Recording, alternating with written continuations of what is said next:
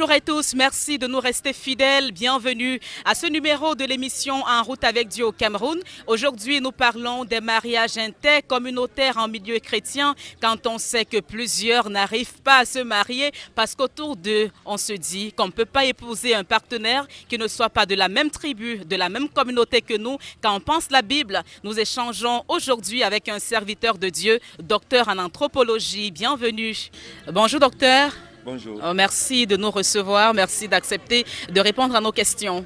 Le plaisir est partagé et je suis heureux d'être reçu par vous et en cette somptueuse télévision qui permet à connaître les réalités par rapport aux situations de mariage en Afrique et aussi également dans le monde entier. Ah oui, on va dire que vous êtes docteur en anthropologie, mais aussi serviteur de Dieu en qualité de prophète. Oui, le Seigneur a fait cette grâce que je puisse porter cette casquette, non pas seulement docteur en anthropologie, mais je suis conseiller gouvernemental, je suis coach, je suis homme de médias et il y a beaucoup de choses qui le Seigneur a permis que je puisse passer à l'intérieur et pour le service du royaume de Dieu. D'accord, nous sommes là pour parler des mariages intercommunautaires en milieu chrétien. Je le disais en introduisant cette émission, il y a plusieurs qui n'arrivent pas à se marier, même en tant qu'enfants de Dieu, à cause de cette épineuse problématique. C'est quoi le mariage selon Dieu, prophète? Le mariage selon Dieu est véritablement, c'est un sujet qui est tellement étendu. Et si on veut vraiment parler de ça, on n'aura pas assez de temps, mais avec le temps que vous m'accordez, on va essayer à faire quelque chose. Oui. Mais je crois que le mariage en général, parce que le mariage en général vient de Dieu. Il n'y a pas selon Dieu, le mariage vient de Dieu. Alors, parce que c'est Dieu qui a institué le mariage pour donner la fondation à la famille. Parce qu'il faut la famille pour pouvoir maintenant créer un village, pour créer une province, pour créer une nation et le monde entier. Donc cela a commencé par le mariage. Le mariage, c'est une union entre deux personnes instituée par Dieu avec les principes et les règles adéquates à suivre. Est-ce que vouloir épouser quelqu'un de cette tribu a une origine biblique? Si oui, est-ce qu'on pourrait avoir quelques exemples? Il y a beaucoup même de... Je veux dire, il y a beaucoup d'exemples basés dans la Bible où les gens se tiennent là-dessus. Et la première chose, c'est la conception même d'abord de la chose. La conception de la chose, c'est pour permettre à préserver notre tradition, à préserver notre culture, à préserver notre façon, notre langue, à préserver... Il y a beaucoup de valeurs qui obligent les gens à avoir cette conception que se marier uniquement de ta tribu, c'est beaucoup plus favorable à toi. Et dans la Bible, on peut voir Moïse qui a pris la femme de notre tribu. On peut voir Dieu donner l'interdiction aux enfants d'Israël à l'époque à ne pas se marier de personnes de notre tribu. Et ça permet donc que les gens puissent dans une part à partir de là pour pouvoir sanctuer aujourd'hui de la fait qu'il faut toujours se marier de ta tribu, je veux dire. C'est mauvais en fait, jusqu'aujourd'hui en tant qu'enfant de Dieu, de vouloir épouser des personnes de notre tribu? Jusqu'à là, ce n'est pas mauvais parce que je crois que si Dieu te fait grâce à marier quelqu'un de ta tribu, c'est encore plus un avantage parce que ça permet que vous coulez d'une façon aisée. Vous coulez d'une façon aisée, mais ce n'est pas obligatoirement la volonté de Dieu aujourd'hui que vous vous mariez de votre tribu.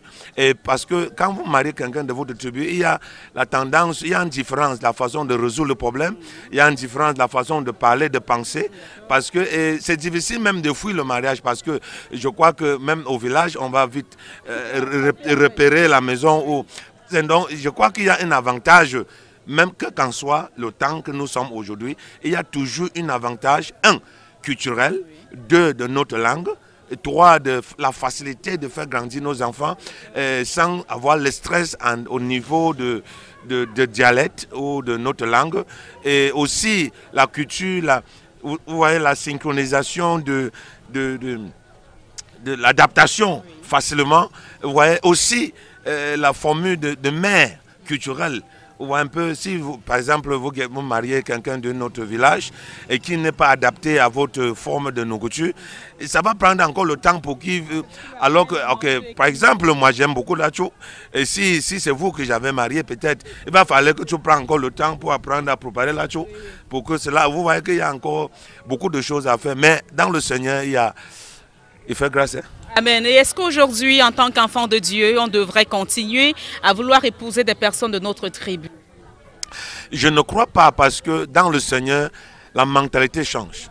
Dans le Seigneur, il n'y a plus l'affaire des tribus, parce que nous sommes tous dans le sang de Jésus. Une chose qu'on doit souligner ici, c'est que quand on entre en Jésus, Jésus nous transforme. Il transforme nos mentalités. Même le sang, l'ADN même, quelque part change. Hein? Parce qu'on a l'ADN de Jésus maintenant. Parce que je crois que c'est ça. Et du coup, on n'a plus de stress, de tribus et de langue, de barrières, de ces choses, parce que nous sommes dans le Seigneur. Maintenant, ce qu'on observe dans le Seigneur, c'est parce que le mariage, en fait, a 4 fondations. C'est-à-dire la compagnon, on voit un peu, la compagnon, la communication, l'engagement, on voit un peu, et le vœu, l'alliance. Parce qu'il faut analyser ces 4 choses pour comprendre. Et dans ces 4 choses-là, c'est ça qui fait le mariage. Alors, si tu retrouves quelqu'un qui donc, est adéquat, quelqu'un qui engage, parce que se marier, c'est donner ta vie. Hein. Il ne faut pas courir à ça si tu n'as pas encore marié. Et si ne cours pas, ne fais pas l'erreur. Merci. Homme de Dieu, aujourd'hui, on se rend tout de même compte qu'il y a des personnes, même dans le Seigneur, qui veulent à tout prix épouser des personnes de leur tribu. Pourquoi cette situation perdure, même en milieu chrétien? Pourquoi? C'est là, anthropologiquement parlant, ça ressort de culture, de là où ils sortent. Et de l'éducation qu'ils ont reçue. Et je veux dire, le conseil parental et la conception qui se trouve à l'intérieur d'eux. La conception qui se trouve à l'intérieur d'eux. Pourquoi? Parce qu'il y a les gens qui sont influencés par la culture et par la tradition dans laquelle ils sont. Même dans le Seigneur, c'est difficile qu'ils se libèrent de ça. Donc, ils ont toujours la conception que je veux préserver. Ils ne veulent pas complètement s'adapter et c'est entrer complètement dans la conception de la parole de Dieu pour savoir qu'on est free dans le Seigneur. Ou un peu ça. Et puis, du coup, ça devient une difficulté. Voilà pourquoi, même quand vous vous mariez même, que si Dieu fait que vous mariez et que vous vous mariez avec quelqu'un peut-être d'une autre tribu, quand vous entrez, il a toujours tendance de vous faire référence à sa mère ou à son père, ou là où il sort. Ma mère ne faisait pas comme ça, comme si c'est sa mère qui l'a marié. Mon père ne faisait pas comme ça, comme s'il fallait que son père s'incarne en lui pour faire ce que... Donc il y a tellement de ces choses-là qui créent cette... Mais il faut que les gens changent leur mentalité. La Bible dit qu'il faut, ayant en vous cette pensée qui est en Christ. Et si nous avons la pensée de Christ, on devient les enfants d'une même personne. Et on se trouve dans une même parapluie. Et ça nous permet donc de marcher d'une façon sainte et pure. Et il n'aura plus cette difficulté. Merci beaucoup. On rappelle aux téléspectateurs que nous échangeons avec le docteur Alan Do. Par-dessus tout, il est serviteur de Dieu et nous parlons des mariages intercommunautaires en milieu chrétien. Parce qu'on l'a dit en Afrique et au Cameroun en particulier, c'est une problématique dans la maison du Seigneur. Des personnes qui sont fiancées pendant de longues années, qui n'arrivent pas à concrétiser leur projet de mariage, juste parce que le partenaire n'est pas de la même tribu que nous. On écoute quelques chrétiens. Que pensent-ils des mariages intercommunautaires dans notre pays en milieu chrétien? On regarde et puis on revient pour la suite de cette interview. Merci pour cette question, mais selon moi, je ne trouve pas d'inconvénient entre deux personnes qui se marient mais qui ne sont pas de la même tribu. Je ne trouve pas d'inconvénient. Surtout en ce qui concerne nous les chrétiens, nous n'avons pas d'inconvénient dans le sens où nous nous entendons et que nous connaissons déjà la volonté de Dieu entre les deux personnes. Mais je trouve qu'il y a inconvénient lorsque les deux personnes ne sont pas des chrétiens. C'est dans ce sens-là que je vois qu'il y aura des difficultés dans le sens de la compréhension des choses. Mais en tant que des chrétiens, si vous êtes des tribus différentes, avec la parole de Dieu et la volonté de Dieu, vous allez vous en sortir dans l'éducation de vos enfants et même dans votre couple. Déjà, c'est une grâce de pouvoir se marier dans le Seigneur. Et par rapport au mariage en question, lorsque Dieu dit que tu dois te marier, tu n'as pas de réponse à donner, de dire non, quelle qu'en soit la tribu que tu dois te marier avec. Il n'y a pas de tribu qui se marie, mais c'est deux personnes qui se marient. Lorsque vous vous regardez dans la même direction et que vous dialoguez, vous pouvez vous marier. Mais par contre, lorsqu'il faut entendre aux tribus, il y aura toujours de négatif là-dedans. On connaît qui ont échoué, mais pas parce que la tribu. Je ne vais pas dire que c'est la tribu qui est le problème, mais je vais dire que ce sont eux qui sont le problème. Parce que la tribu peut dire non. Et lorsque vous deux, vous vous accordez, tout va marcher bien. Le problème n'est pas la tribu. Alors, docteur, on se rend compte que les parents, généralement, sont à la base du refus des mariages intercommunautaires. D'où notre question de savoir à quel niveau le parent devrait-il intervenir dans le processus de mariage de son enfant. Quelle est la limite, en fait, qu'il ne faut pas franchir, même étant parent? En vérité, le parent doit intervenir dans tous les domaines parce que le parent est le sceau de l'existence de son enfant. Première chose. Deuxième chose, le parent obtient, parce qu'on a 4 parents sur la terre. On a 4 parents et on doit obliger, ces 4 parents sont obligés d'intervenir à tout ce qu'on fait. D'accord, vous avez dit 4? 4. Premier parent qu'on a, c'est Dieu. C'est Dieu, Dieu le Père. Alors, deuxième parent, c'est notre parent natal, naturel, c'est-à-dire biologique. Deuxième parent, c'est notre parent, et troisième, c'est le parent spirituel. Maintenant, le quatrième, c'est notre beau-père.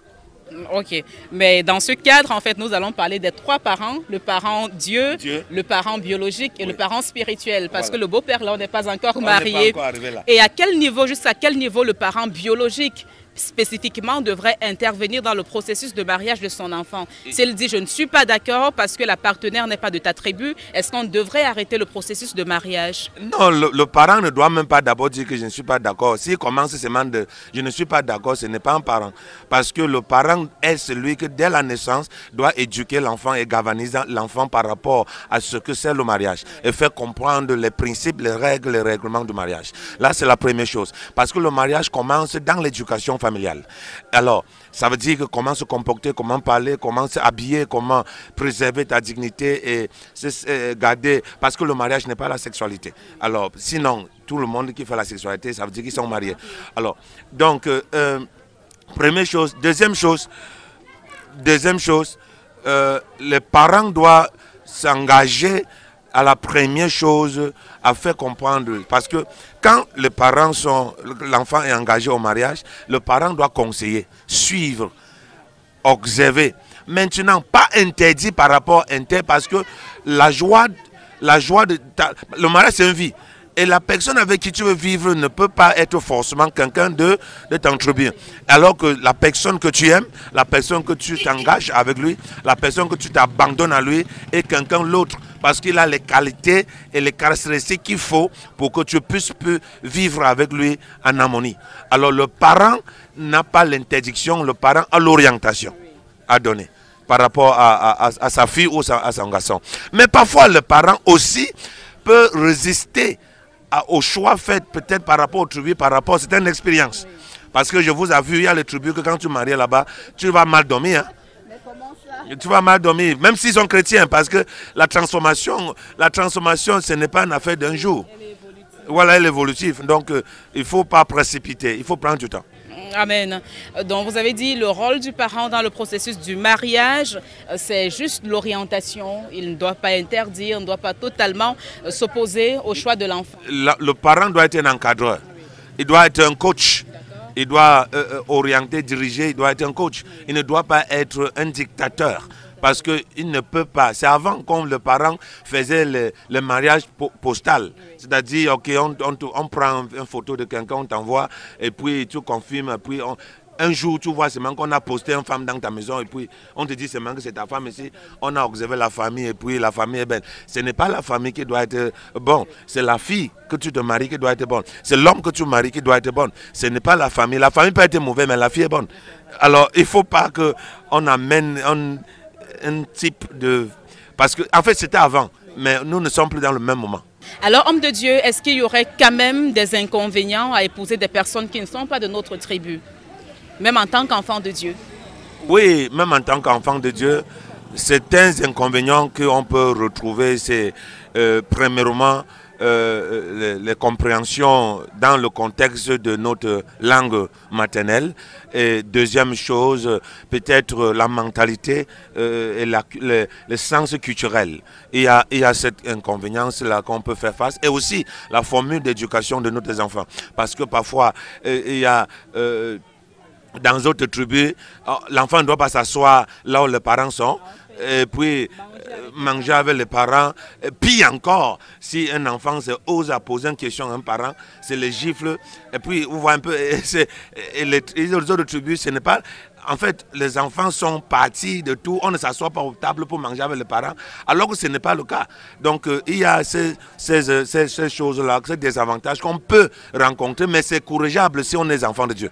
On peut corriger ça, on peut éduquer, parce qu'on se marie avec quelqu'un, on doit être un enseignant pour ces personnes et un encadreur au Gab. Et en tant qu'encadreur, vous, en tant que coach, en tant que père, est-ce qu'il vous arrive souvent d'avoir des cas, peut-être de fidèles dans votre communauté, qui sont dans un mariage intercommunautaire et qui ont des différends dans leur couple? Comment vous faites pour résoudre ces problèmes-là? Jusqu'à maintenant, je n'ai pas encore rencontré parce que je prends le temps pour éduquer les fidèles à l'église. On fait les conférences de mariage et il y a beaucoup de processus à suivre. Il y a un livre que j'ai écrit par rapport au mariage chrétien. Et il y a aussi un livre que j'ai écrit par rapport aux erreurs que les chrétiens font en choisissant le partenaire de vie. Alors il y a beaucoup de choses qu'on éduque pour préserver, pour protéger les enfants. Et même, je suis à 270 quelque chose environ de foyers réconciliés, ceux qui ont divorcé, ceux qui ont le background différent, ceux qui sont mariés de différentes communautés, et puis ils ont divorcé, ils ont eu le problème. Vous savez, l'un des problèmes qui ruine et détruit le mariage à l'église, c'est que les hommes de Dieu ne prennent pas le temps à faire l'éducation du mariage dans les assemblées, et puis on se contente toujours de crier des cérémonies. Il y a une différence entre la cérémonie et le mariage, parce que le mariage est complètement autre chose que la cérémonie du mariage. Alors beaucoup de gens font beaucoup la peine à se préparer pour la cérémonie du mariage et ils ne se préparent pas pour le mariage. Alors nous allons rencontrer une chrétienne qui est dans un mariage intercommunautaire qui nous parle de son expérience dans son foyer. Moi je dirais que je suis bénie parce que dans le sujet par rapport au mariage, le problème n'est pas la communauté mais les deux personnes qui se mettent ensemble. Donc je crois que j'ai la grâce d'avoir un partenaire qu'on se comprend. Avant de devenir enfant de Dieu, j'étais mariée depuis 15 ans. Et aujourd'hui, j'ai fait plus de 30 ans de mariage. Et c'est vrai qu'avant de connaître le Seigneur, il y avait un peu certaines difficultés parce qu'on se retrouvait devant le tribalisme avec la famille, pas avec le mari. Ça veut dire quand un problème arrive concernant la belle famille, tu vas voir que la belle famille n'est pas trop engagée à cause du fait que le patois, on n'a pas le même patois et finalement, on n'a pratiquement pas les mêmes traditions. Mais étant devenu enfant de Dieu, tous ces problèmes ont été palliés parce que mon mari et moi, on a su apporter la paix et la joie dans notre couple. Et comme je disais tantôt, ça fait 30 ans que je suis mariée. Et mon mari est de son village, je suis de mon village. Mais on n'a véritablement jamais eu de conseil de famille par rapport à un problème qu'on a eu. Et à la question à savoir, est-ce qu'il y a les avantages? Moi, je dirais que ces deux personnes qui se marient, ce n'est pas deux communautés. Et ces deux personnes qui construisent le mariage, ce n'est pas les communautés, ce n'est pas la famille. Alors si les deux personnes parviennent à se comprendre, s'ils regardent ensemble vers la même direction, ils parviendront à vivre ensemble. Merci beaucoup, docteur. Merci, serviteur de Dieu. Merci, prophète. Merci, coach, d'avoir accepté de répondre à nos questions. On va dire c'était un sujet assez sensible. Mariage intercommunautaire en Afrique et surtout au Cameroun. Merci d'avoir accepté de nous recevoir. Merci. Je suis vraiment... La joie est partagée. Et je voulais remercier les téléspectateurs de Dieu TV qui sont nombreux dans le monde entier et qui fait la joie de cette chaîne. Et le président de cette chaîne, je lui fais un coucou et je prie que le Seigneur te soutienne, continue à t'amener en avant. Et puis, je reste à votre disponibilité à tout moment que vous avez besoin de moi. Merci beaucoup, docteur Alando, docteur en anthropologie, prophète au Cameroun. Merci également à vous, chers téléspectateurs, d'avoir accepté de nous suivre encore aujourd'hui. Nous parlions des mariages intercommunautaires en milieu chrétien. C'est une problématique politiques vraiment piquantes, s'il faut le dire ainsi, dans les communautés chrétiennes en Afrique et au Cameroun en particulier. À très bientôt pour un autre sujet. Que le Seigneur vous bénisse. Shalom.